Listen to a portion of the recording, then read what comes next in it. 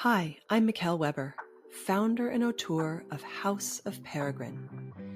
Expat, immigrant, pioneer, none of these were a fit, but Peregrine describes what we are all about perfectly. Those that craft their life story with intention. I've spent the last 6 years in awe of the life-changing connections and stories I have experienced while living abroad, and believe it is time for this adventure to be recognized, celebrated, and elevated to the life stage that it is. Through these interviews, I hope to connect those living internationally more deeply to both the place they are living and with themselves and those around them.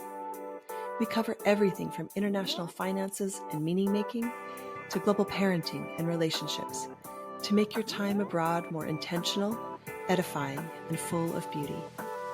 Find us at houseofperegrine.com, where you can find more ways to connect with the ethos of Peregrine. I hope you enjoy today's guest. Let's get started. Hello, everyone, and welcome back to the House of Peregrine podcast. I'm Mikkel Weber, and today I'm excited to bring you American photographer Darren Smith, who is our 2025-2026 Artist of the Year for House of Peregrine. His most recent work, Mayflies, is what we'll be exploring this year as a community at House of Peregrine. I just happen to have it right here. It's a beautiful, beautiful book full of images of people who are coming together for very short amounts of time that are life-changing and are really special. Think Burning Man or Day of the Dead. These are festivals that people come together and they create new versions of themselves and find belonging, which I think resonates deeply with the experience of being from abroad. So join us this year as we celebrate this work, we go deep with it, and meet Darren. Today, we are talking to him and going deep on his work, his past, and his life as a peregrine. I really hope you enjoy it. Welcome, Darren. I am so glad that you have joined us today. How are you doing? I want to just first point out your beautiful pink headphones that you have gifted us with today. So we'll talk about that in a second. But I really want you to start by introducing yourself and your book, Mayflies. I'm Darren Smith, and I grew up in a small town in Virginia. And when I turned 19, I decided it would be a great idea to go to university in Australia, just completely on the opposite side of the world. As one And does.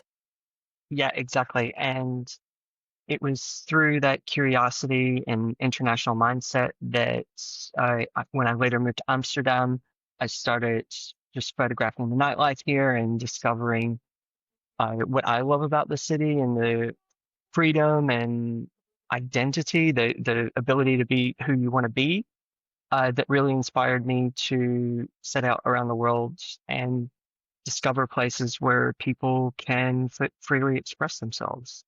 And so the place I grew up, yeah, it was also kind of within that satanic panic moment. And I don't know about the that, satanic panic moment.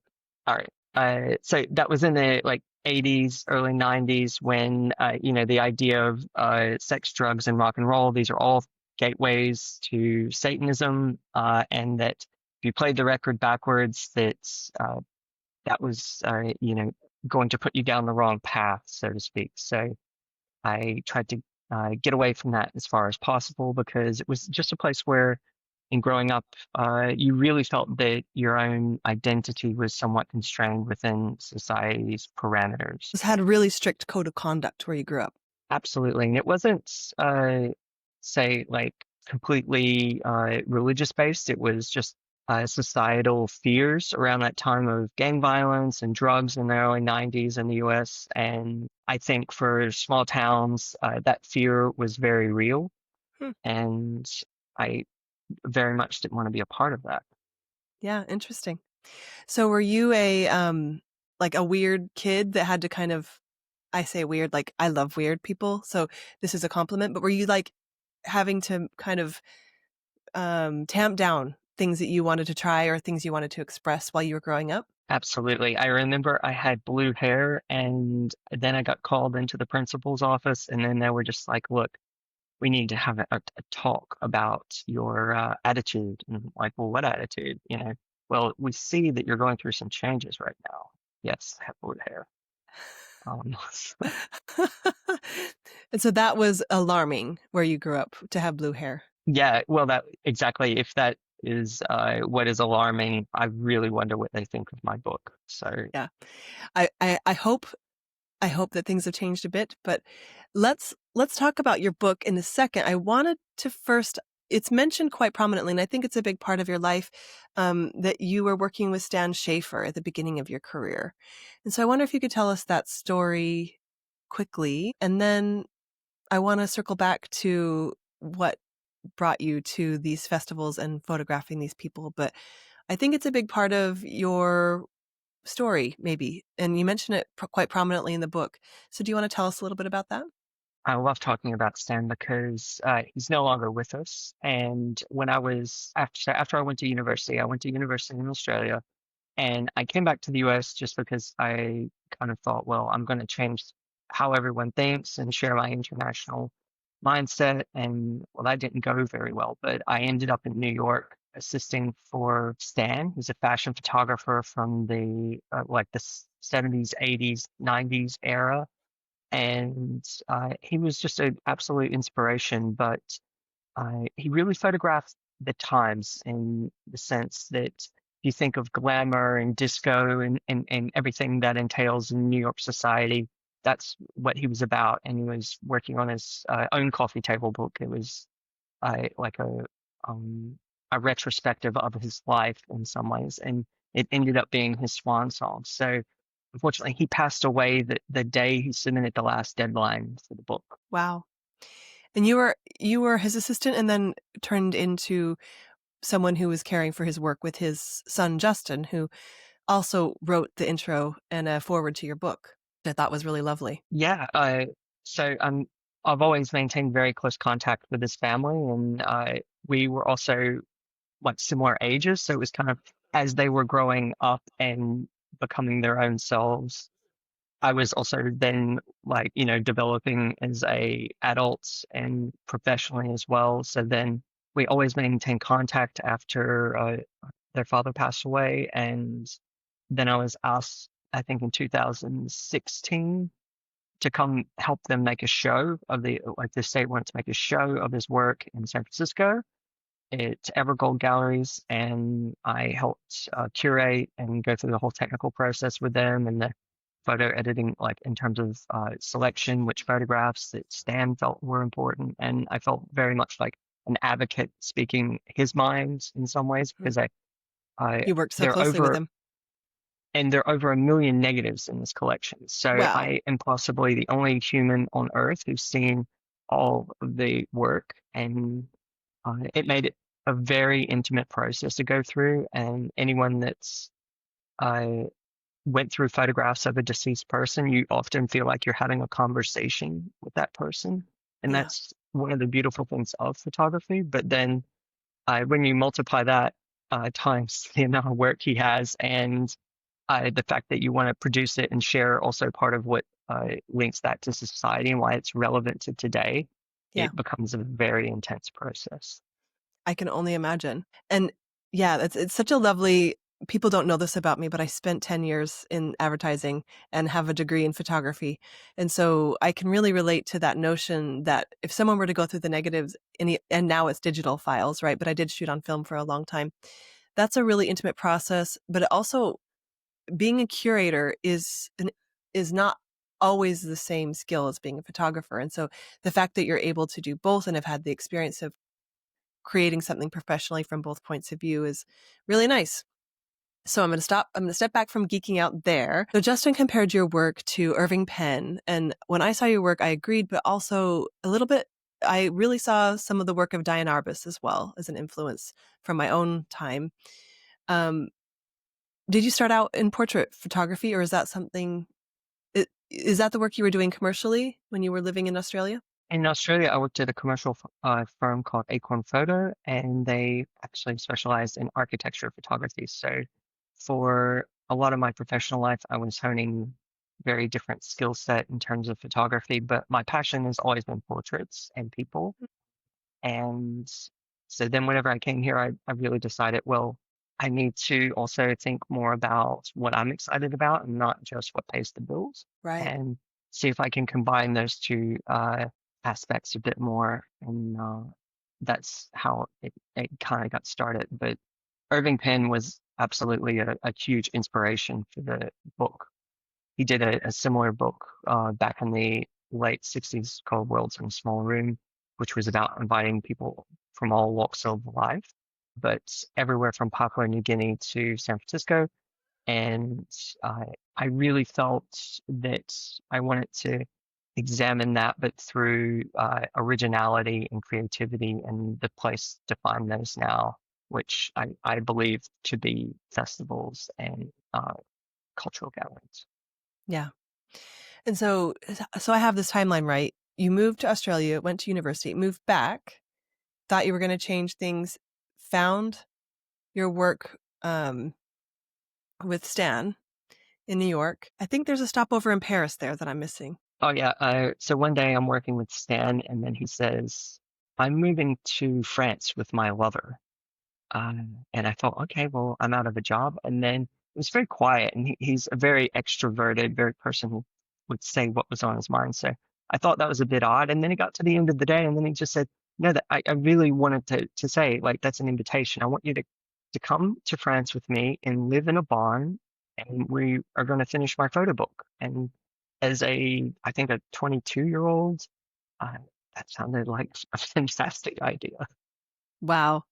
And so that was your second stop in a foreign country. So from the US to Australia, back to the US, repatriating to France to work with Stan, and then back to the US, or where did you go from there? So then my now wife said, you need to get out of France because this book thing you're doing is taking a very long time.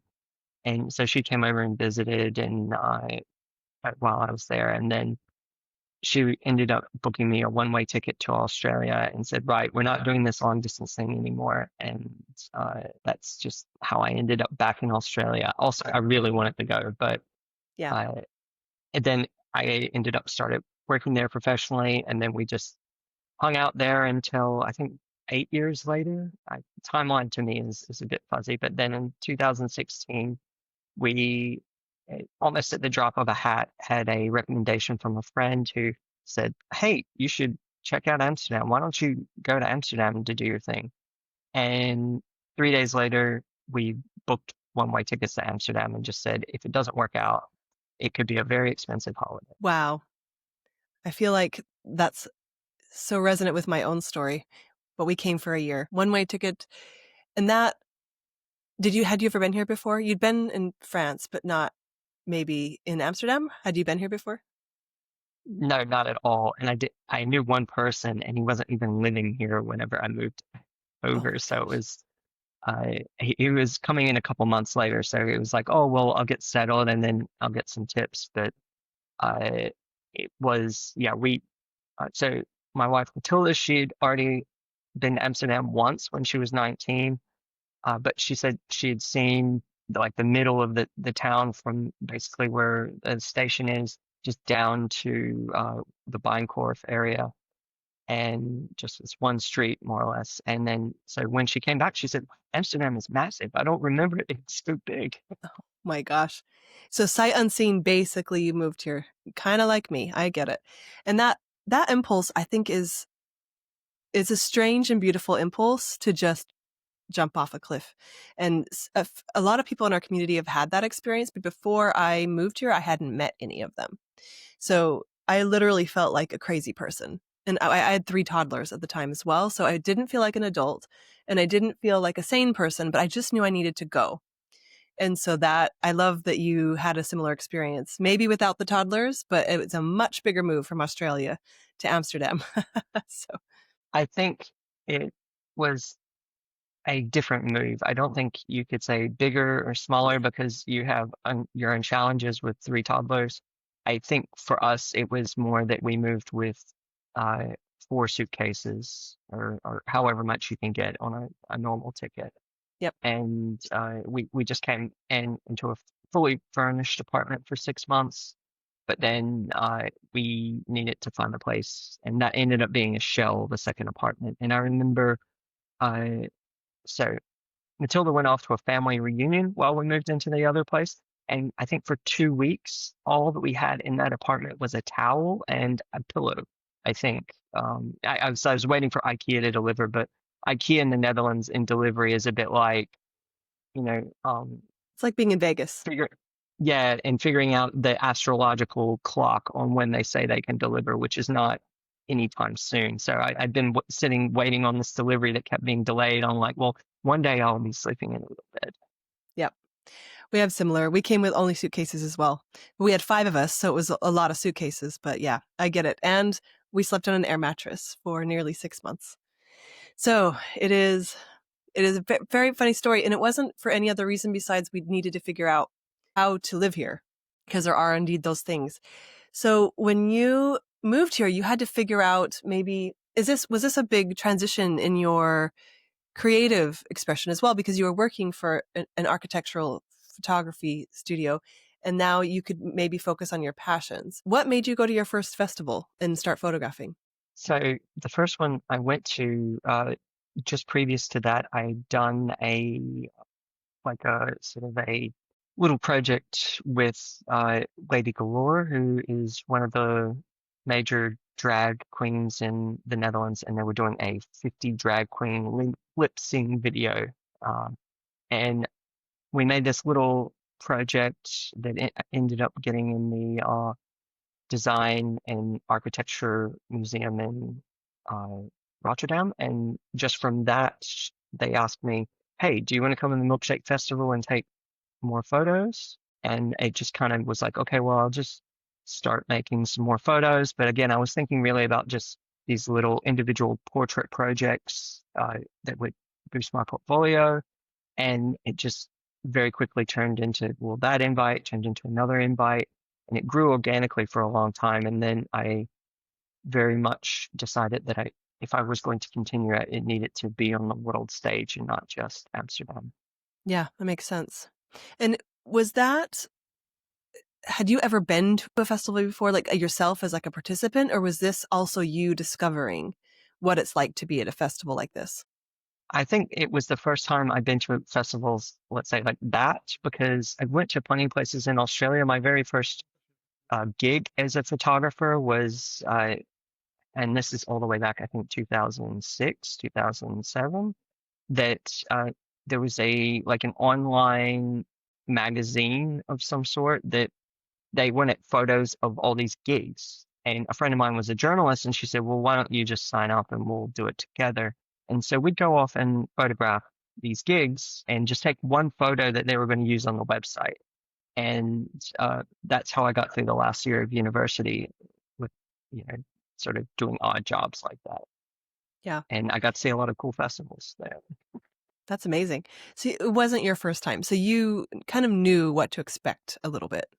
And so from there, this transformation, so you're taking portraits, what did you start noticing about this? Or maybe you came in with a theory about how these identities form. Because I imagine the process of someone deciding to go to a festival, creating their persona, whether or not it's from scratch or one they use often. Did you already have insight into that process, or was that something new for you? That was something completely new to me. And it was very much having the collective mass of the body of work that whenever I started joining a couple of projects together and trying to look for a thread, Mm-hmm. one of the first things I started to notice was how it was so strongly linked to community first, and why is that, and the fact that when you go to a festival, it's something you've been looking forward to all year potentially, and you're there to see your friends, and you might not reconnect with them again for another year. And so I started thinking to myself, that is a great place to photograph people because then they're really very relaxed. It's very personal to them, and they're also very extravagantly presented. Yeah. It's probably the only place that adults dress up like that. Besides Halloween, maybe in the States. But we should go back and say the book is a book of portraits. So these people are dressed to the nines in costumes, in personas, sometimes provocative, sometimes just really, they look like professionally decorated or, dressed up. They look like they've been to a costumer. But for the most part, they're self-made. Is that right? For the most part, yes. Uh, there are a few exceptions, but it meant that for me, there was a clear criteria that I needed to draft and think about when I'm curating the places, and that the fashion is either self-made or it's community-based, where people are performing in a trope, so then they have dedicated costume designers. I was very much excluding people that were buying things from a store and you could see it was store-bought. And when I have people that are with me to help me scout, that's one of the things I say to them is, all right, you think that is an amazing costume. I want you to find everyone that you think is amazing and bring them back, but make sure that you walk up to them to have a conversation and really carefully look at the costume and what they have to say, because if it's just something that they bought, it won't have as much meaning and won't be necessarily part of the project. Yeah. And yeah, it's so telling when someone puts that much work into something that they're going to present as. And so each portrait, and we're going to show some of these in the video if people can see this, or you can see our website. Each portrait really is them presenting their work to you and their persona, whether they're in, or some of them in character, or is it mostly just them presenting this visual representation? It's both in character and it is themselves, because in order, I think, to go on these journeys, that people also craft into the persona, which is maybe a more authentic version of themselves, or they also want to enter a fantasy, which is usually, in theme of whatever the event is that they want to embrace. But there's also a third element, which is a cultural element, which some of the places I've been to, for example, carnivals, that people are just being characters that is in part a parody of things going on, or it represents even like a pagan ritual that they belong to a culture that this is what they follow, but it is a community based in that. Yeah. There's a few in there that are, pretty recognizable, but a few that aren't. So there's like someone dressed up as the devil, which is a controversial subject, right? And then there's others that are, you can see there's a woman with feathers that has feathers in her hair and a skull, I believe, like a skull of an animal. And so you can see these themes being played with, or maybe they're representing, or maybe they're provoking something. So there are several references to like religious or pagan things. And then there's the ones that are just, they've made this character up from a combination of references or their own imagination. And say Burning Man is one you've been to. It's kind of a celebration of the individual. Be yourself, off. We're out of society for these days. Do you find that is when people's best character comes out, or do you think that this is just them expressing something that is latent inside?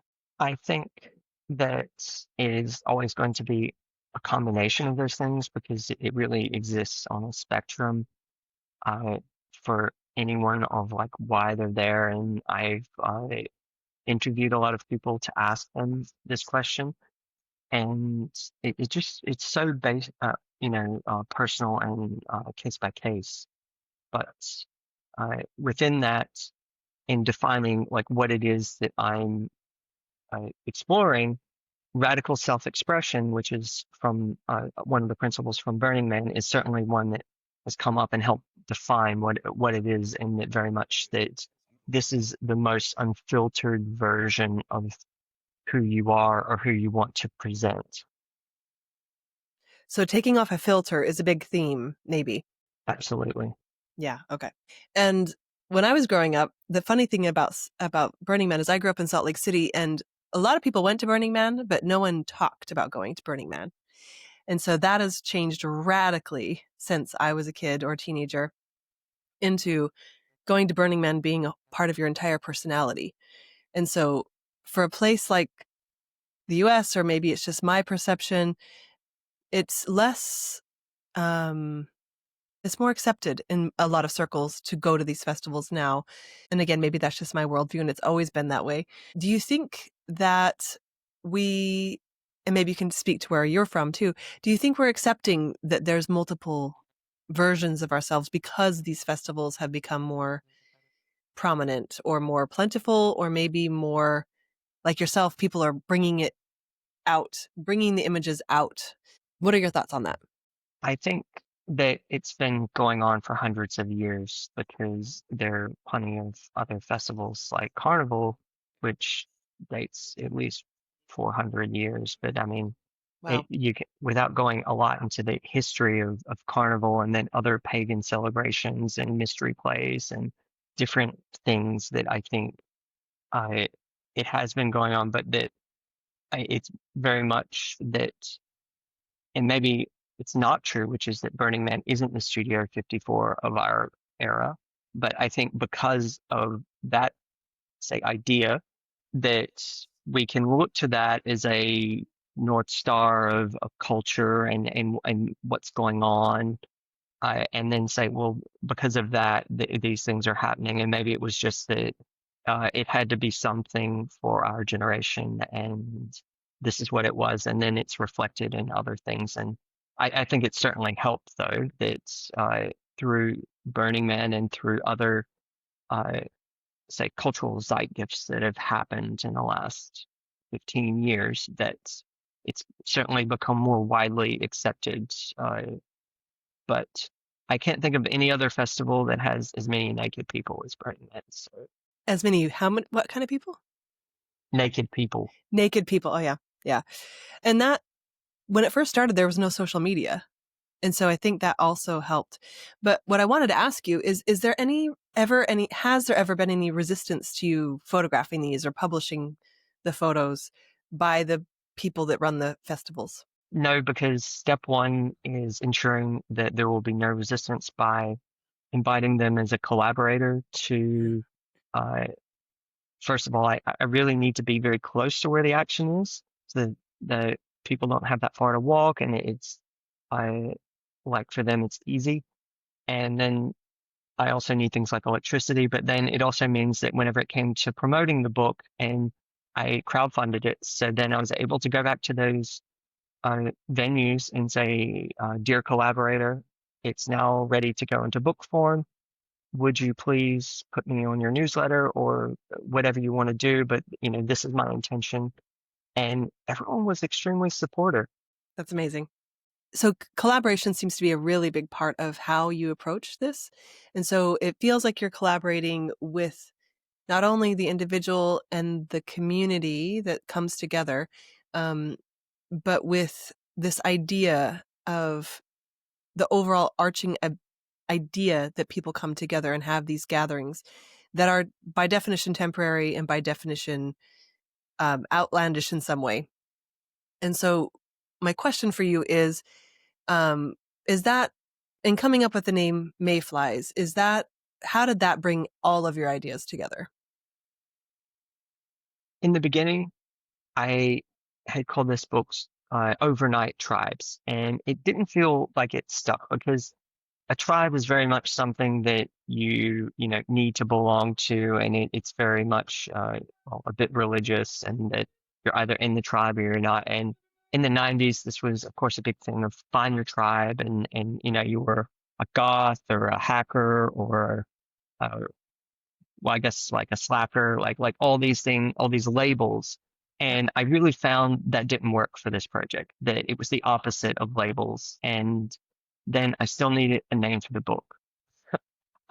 And I found this definition of mayflies that uh, they come out once a year and they dance across every available surface and then they go away and come back again. And the people I photograph live to celebrate one day a year. I mean, sometimes it is longer, but the fact that they were just dancing across every available surface really seemed to define where I was because I often felt like there was no space for a photo shoot. And mayflies are an interesting winged insect because of their lifespan, but also because uh, in a lot of people's heads, they have like a dragonfly when you're thinking of a mayfly. They're like, oh, it's like kind of purple wings, but actually a mayfly is a bit unique, but it's also like a little bit annoying that all the places I saw that have mayfly swarms, they're like literally everywhere, and they're just living this glorious life for one day. And that was a starting point on, as the book was developing, on deciding, well, is this a mayfly place? Is this a place where people are really living the life? Yeah. And that looks different from festival to festival, but they are living intentionally on purpose for one day, coming together. In the case of Burning Man, it's in terrible weather. In other festivals, maybe it's against cultural norms, but against all odds, they're coming together and living to the fullest they can. And when you were coming up with this name, do you feel like there's part of you that was exploring that as well as an artist, because you were kind of constrained growing up in Australia? You weren't from Australia and you were working in architecture, which is not your favorite medium, maybe, or your favorite thing to photograph. So was this a way of you exploring as an artist as well? 100%. And I think the whole process is also for me about letting go as an artist and just accepting what is, because as you're trained, especially in commercial photography, where people are like looking to weed out imperfections because, it needs to be a perfect, polished image. Yeah. And I then letting go and then saying, hey, if there are creases in the background, that's just part of it, because it turns out that it was very windy that day. And I'm not going to pretend that it is perfect. I did try to find this balance, and then I think in letting go I was able to actually have a few things that remain behind. So in a couple of photos, you might see leaves on the ground, or in almost every photo, you will see a wristband. If there was a wristband, I didn't retouch it out, and that's the wristband from the event. And most of them aren't very nice. They're just, pieces of plastic that I left there intentionally so that you knew that it was from an event. And that must have been really hard. So we're seeing a lot of restraint when we see these things, I have a feeling. Restraint and curation, because I photographed over 1,000 people, Wow. and in just a bookmaking process, that's just part of what happens is you need to, I think of it like the rain. First, evaporate a whole bunch of things into a giant cloud, and the cloud of pictures is just around. And when do you have enough to make a book? Whenever it just starts raining one day, because it's just the right conditions. And to get the right conditions, you need also the right team and to explore the right themes. But I think then whenever you start the actual laying out the book and that side of it, then actually the pairings and the things, the strengths of the project naturally congeal together, and you already know which photos are powerful pictures, but then you have to link those moments up. You need to find things that are unique, and that in a photo book also, that there's no beginning or an end often. You just need to be able to pick it up and open it and go on a different journey, hopefully every time, because I hope you don't pick it up and it just lands in the same picture. That Yep. then you can go backwards or forwards. And I think all of this is through this whole process of collecting. Yeah. Yeah. And I think that the process of making a book is a rigorous and interesting, and it's really hard to go through these things and pick your favorites, or pick the ones that maybe aren't your favorites, but that work as a book. Um, were there images in the book that you absolutely had to have? Absolutely. Uh, yeah, I think though, as I went on, there were pictures that I felt strongly about, but then I had an editor who very much had a very great collaborator. So he would put forward ideas and say, well, what do you think about this? And I'd say, oh, well, that's not my favorite idea, but I am not really the type of person I like to say no. So I would just let it sit, and I would realize by letting it sit that there was so much strength to what he brought to that. And then realizing that some pictures that I felt strongly about were actually my own personal connection to that moment, and that isn't what makes a strong picture sometimes, that you have to kind of separate that out. But they're definitely favorite photographs, and they ended up in the book. Want to tell us which ones they were? What's two that you wouldn't let go of? So one of them is a picture of a fire performer I photographed at Wasteland Party, which is a BDSM festival in Amsterdam. And it was the first time I went to a party. I was backstage, and it was her first time there as a fire performer, but she just had surgery the few days before. So I didn't know this until after the fact, because later she told me we're still in contact. And she shared with me that she had surgery a few days before. So her entire performance, she was in agony. And then they say, go to this photographer who's backstage. And she just has this like look of vulnerability and different things that I can now see. And I've always seen the vulnerability, but now I know why. And I feel like that's a special moment because for both of us, it was our first time there. And we have since gone on creative journeys. And that's one. And then another is a photo of a little girl that I photographed in northern Macedonia at a pagan carnival called Vevčani. And it's an 800-year-old carnival where people come together for pagan New Year. But she's actually dressed as a Disney character, Maleficent, or how you pronounce that. But and she just has this wisdom beyond her years. She just looks like a fully grown adult in some ways, but she's, I think, about 7 years old. But I feel she's very wise, and she was one of my translators while I was there. It was this 7-year-old girl speaking to everyone in Macedonian and then in English for me.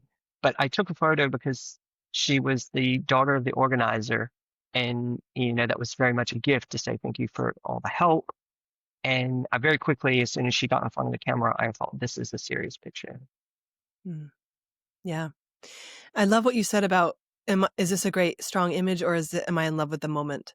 That must be hard to separate. And probably part of the process of making this book was, and letting it out into the wild, is that, right? That you're letting other people create their own moments with these images.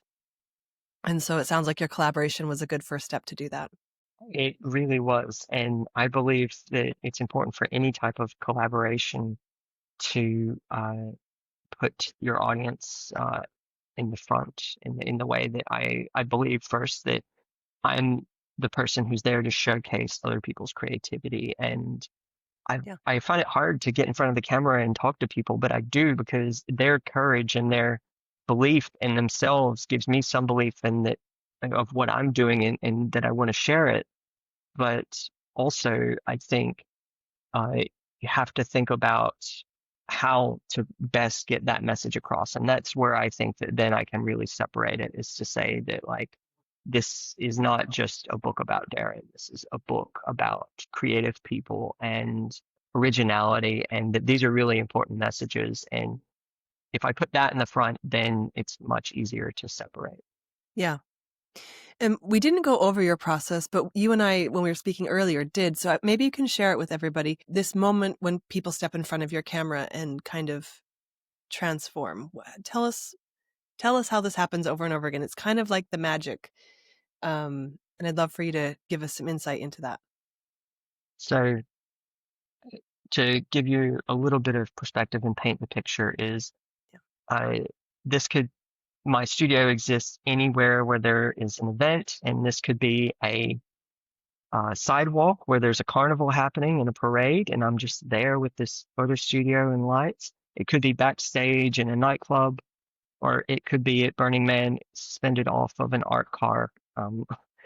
And I'm there, and I've collaborated with the organizers to find what we think is the best place that I can exist. And I come with a few friends who are voluntold what to do. And we embark on this adventure, which is just, we don't really announce it anywhere, that it just happens naturally. We're just there with a photography background, and we invite people to collaborate in an art project. And if I'm asking you to help me find people, I just say, you don't need to explain anything. Just wait until they're walking with you. Just say, you look amazing, follow me. And that's all you need to say. And then whenever they get to the art project, then it's an experiential thing where they're suddenly like, wow, this is here. And we have an interaction individually. I try to give people as long as I can, both in the physical aspect that how long do I photograph for? It could be 5 hours, it could be 2 hours, could be 10 hours, depends on what the parameters are of the event. And we just photograph until we get tired. And then at some point, the party gets a little out of control, and that's pretty much when we decide when we're going to leave. But it's just this whole kind of thing that we do. Yeah, so this is an atmosphere where you can say to someone, you look amazing, follow me. Yeah, well, you really want to at least have them hear you and say that, but it's quite often that I'm even in places that are so like loud and chaotic that it's like you tap them on the shoulder and they're like, "What? Dancing?" And you're like, "Okay, like there." And then I've had to approach some people a few times to get them to then go, "Let's go have a cigarette. All right, now this is what I want to say to you." And then they're like, "Yeah, of course. Yeah, let's go." That's amazing. And when they come in front of the camera, that's a different kind of moment. If you've just been in loud music, not maybe even in your own universe, not even caring if you're seen, and then you go to being hyper focused on, that's a real moment, I think, that you're creating there. I hope so. I mean, the idea of coming with the background is by removing all the context of where they are, because you already see and you think of the photos of all festivals and it's glorious and it's sunlit and people laughing. But if you take all of that away and just focus on what is so great and all the details within someone, like their expression, but also of course what they're wearing, and then that becomes front and center, and the story and my connection to them, which is just about having a moment and photographing them in this moment where they're at their most comfortable, and sometimes they're not that comfortable in front of the camera, but then it's just a process of taking a lot of photos sometimes, or sometimes first we just hang out a bit and chat, and other people who are there, like also I don't have a line. There's no like photo booth aspect to it, or I try to prevent that. So if suddenly there are a line of people, I have to say, I'm sorry, this is an art project. It's not a photo booth. You can't pay for this. You can't line up either, really. So just come back in a little while, and we'll try to remember who we saw before in case, that way we can prioritize you. But I really try to stress that it's about the person who's there and having a moment together. Yeah. What do you think the effect is on someone when they're chosen and then photographed like that and then put into a book or to a collection? That's a really alchemical process, in my opinion. But what do you think the effect is on that person? Well, I think that I don't know. That's a complicated one, just by the It's fact like that probably 10 questions, honestly. So answer however you see fit. But I also think then it has an effect on the audience as well. So I think this loop that you're creating of the way you're approaching it, which is like selecting someone, bringing them in, talking to them, that makes a big difference in the effect it has also on the audience. Well, I think because it's always to say, hey, we're participating in an art project, and you'll get a copy of the photo, and I'm making this book. But explaining that all at once is sometimes incoherent, and I've often tried to communicate that. So it's been really having different points of contact where I touch base with them to say, hey, we're photographing you. It's about this thing. And then when they receive the photos, I send out a community email to everyone that participated to say, thank you so much. You'll hear from me again in this later point, so that at least it's a conversation that continues, and that people then add me on Instagram and we continue talking, because this is how I get recommendations as well, is that people say, hey, have you heard of this event? Here's some photos. And then I go, oh my God, this is amazing. How do I go? And it just becomes that they become then collaborators in some way. But I've often and I still try to find new ways to make sure that I engage with people, so that my intentions are really clear, or that like, hey, I want to create art out of this, and that you are the art to some degree, but also it is this whole process, and it's about showing that I I want them to be able to see themselves how I see them. And then I also want them to see each other so that then they see, say, someone from Day of Dead in Mexico looks at some like European festival and they go, wow, like we are like one and the same. And that is my goal of this whole collaborative process. Yeah. So it's almost like a thread that runs around the entire world, and people who have this, would you call it an impulse or this gift? I mean, you can see it in many ways, this offering, this impulse, this exchange of going to these festivals, dressing up, creating these personas or showing these personas or these sides of themselves, being in front of a camera. That's the next step, because sometimes these events aren't photographed. They're completely, mostly anonymous. But do you think there's some magic in them actually being willing to share this with your project? Yes, I believe that they are the magic. And I I try to go to extraordinary lengths also just to match their intensity and the level of like all the backgrounds are hand painted. And I think that I can only amplify like their awesomeness, and that's very much how the process like is informed is that I need to capture that magic. That's a beautiful thing you've just said. I think I try to match their intensity. I love that, because I think, for me at least, what I see in these portraits is that they are, and in a way, you're trying to catch a mayfly in a jar, right? You're actually catching them, presenting them. It's probably never going to happen again. It may never happen this way again, and that's a really beautiful idea. But then B, sharing it with others, creating community around it, showing that there's more people around the world like this. It makes the world seem a little more friendly.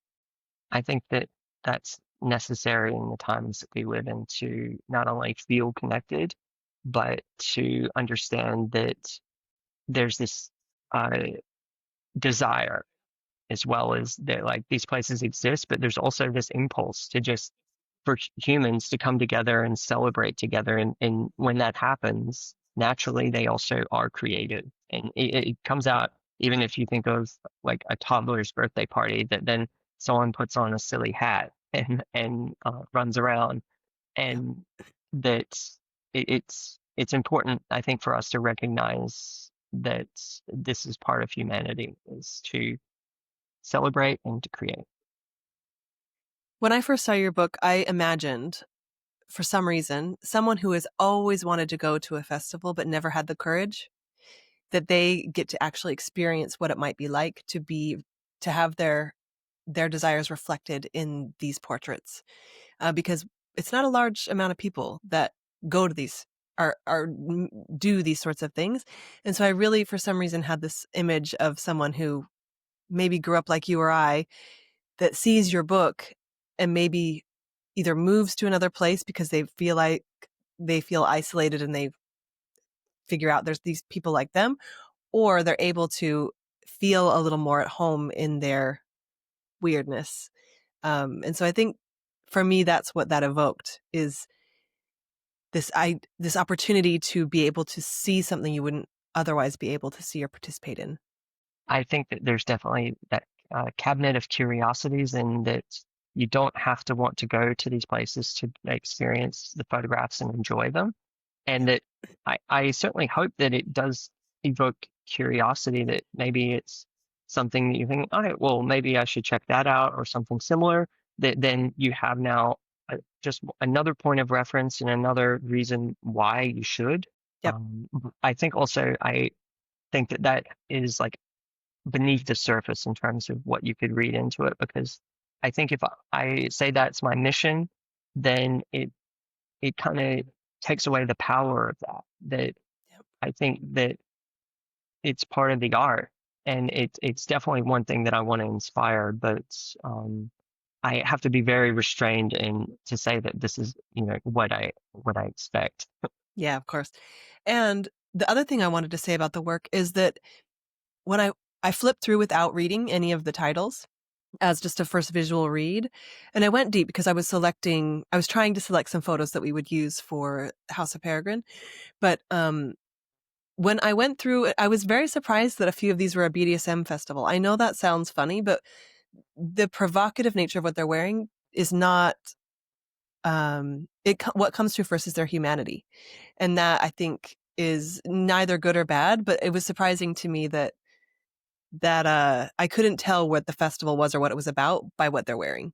That is deliberate and on my part, which is that if you think of BDSM festivals and pictures, they tend to be hypersexualized, Yeah. and I I I just wanted to take away from that element and just also to say that because a lot of the times they are like dressed in thousands, like the outfits are worth thousands of dollars, and as soon as you really focus on that, that then also you're in a fashion element, and so I very much saw the humanity and just that they like love being here and that people come from all walks of life to do any of these events.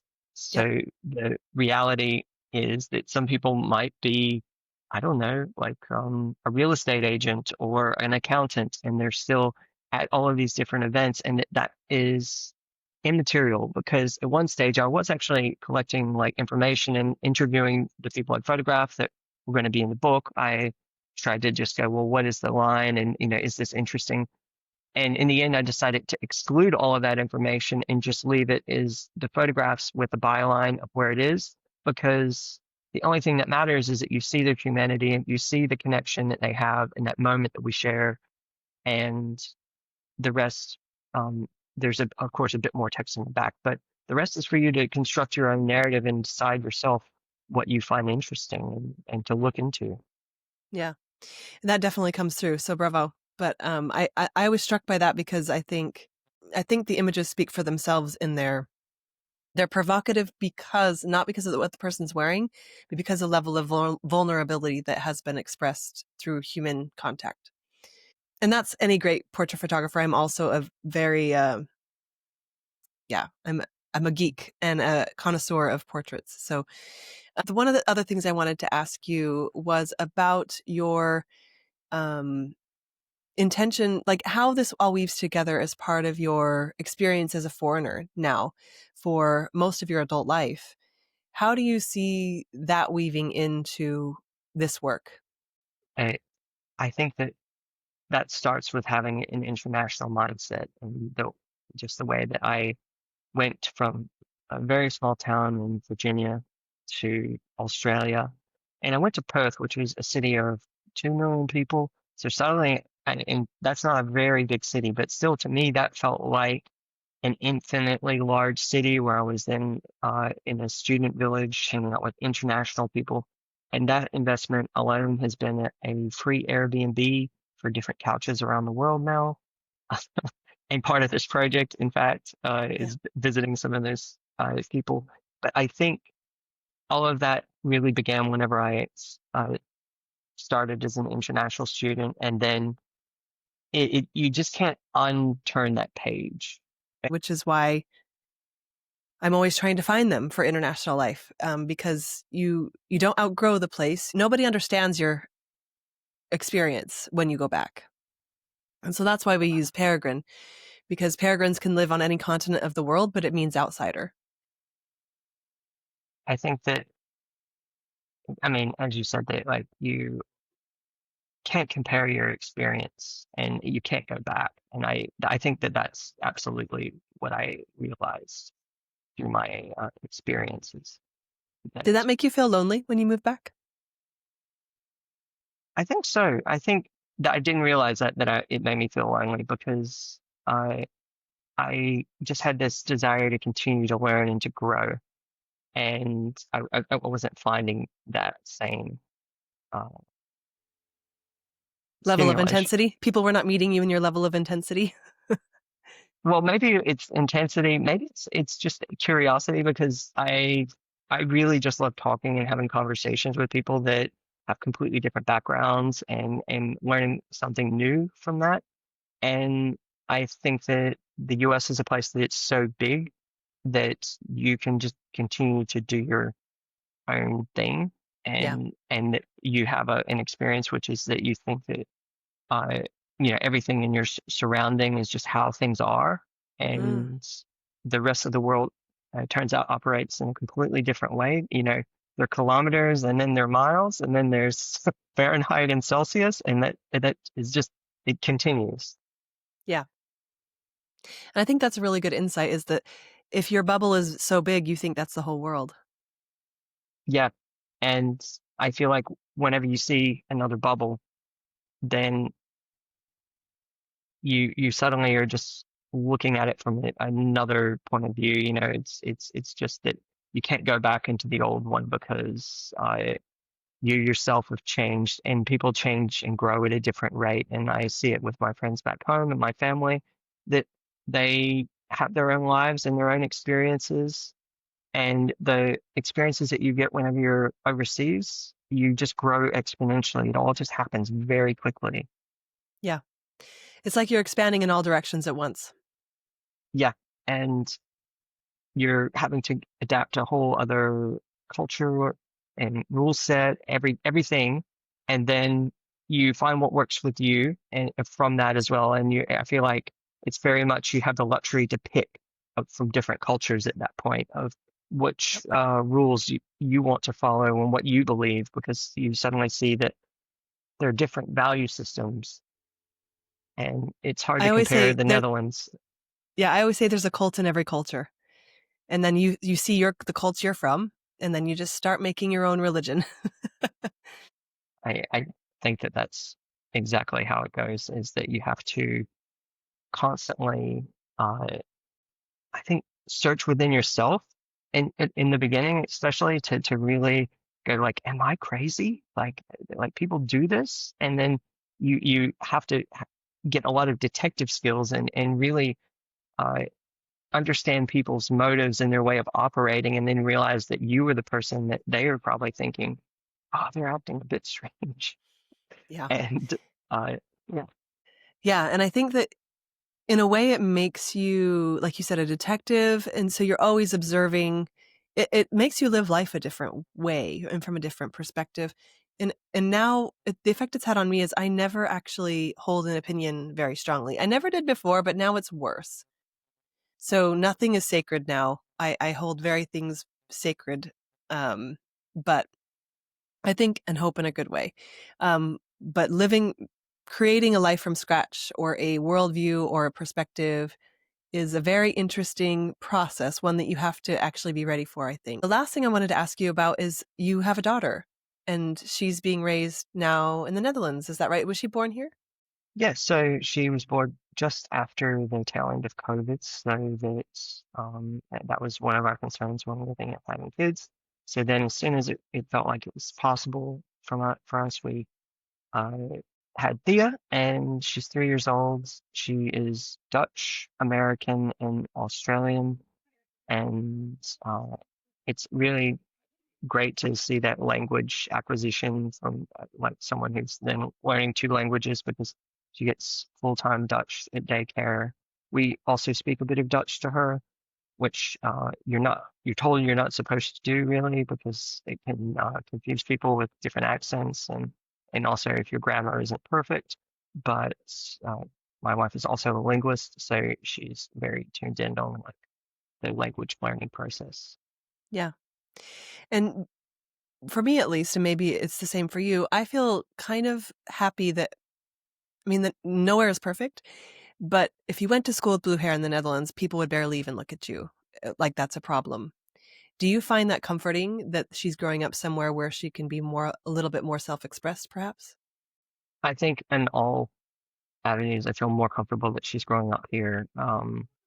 And I mean, first, there are no guns in schools like you have in the U.S. That's like one thing that I forget about, even that I have to be so grateful for every time I read the news. But I think for me, it's also just the fact that sex education is just part of education here. It starts actually in kindergarten, and that she has maybe a more healthy attitude towards sexuality, and respecting other people's boundaries, and other aspects of being an adult that I think a lot of us get when we're like teenagers. That Mhm. is just part of the education system here. Yeah. And what about your partner? She grew up in Australia?